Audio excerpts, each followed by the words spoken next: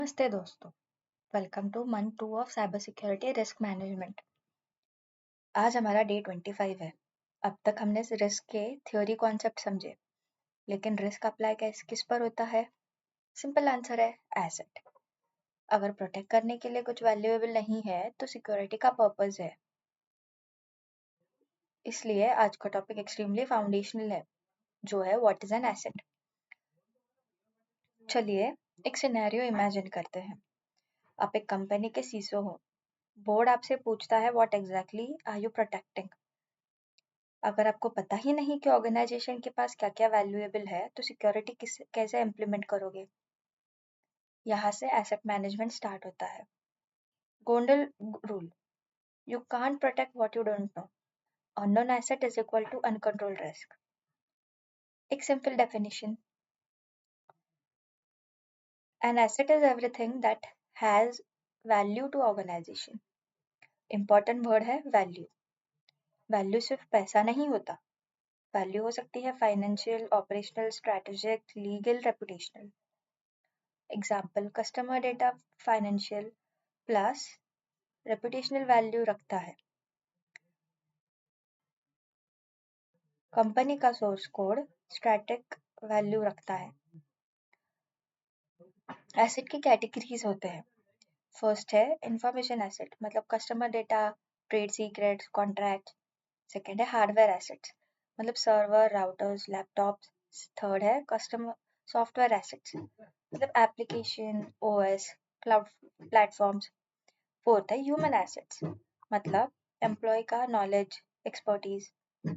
Fifth है reputational asset, मतलब brand image, trust. और सिक्स्थ है फाइनेंशियल एसेट, मतलब cash flow, investments. Professional organisation एक एसेट रजिस्टर मेंटेन करती है। टैंजिबल एसेट फिजिकल होते हैं, जैसे लैपटॉप, बिल्डिंग, सर्वर।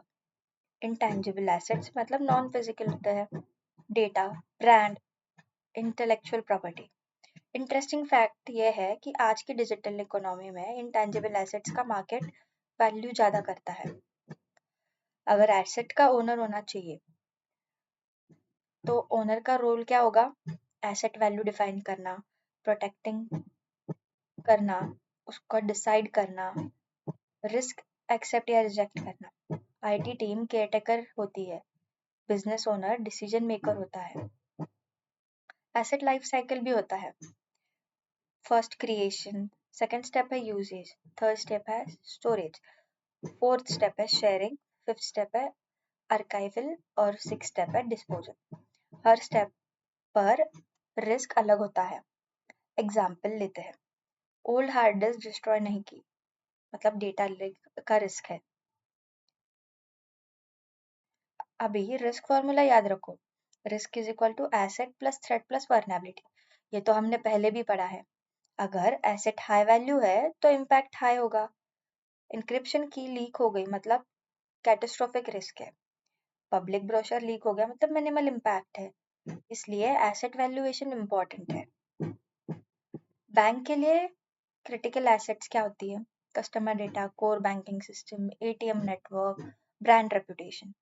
अगर हैकर एटीएम नेटवर्क कॉम्प्रोमाइज करती है तो फाइनेंशियल लॉस पर पब्लिक पैनिक होगा।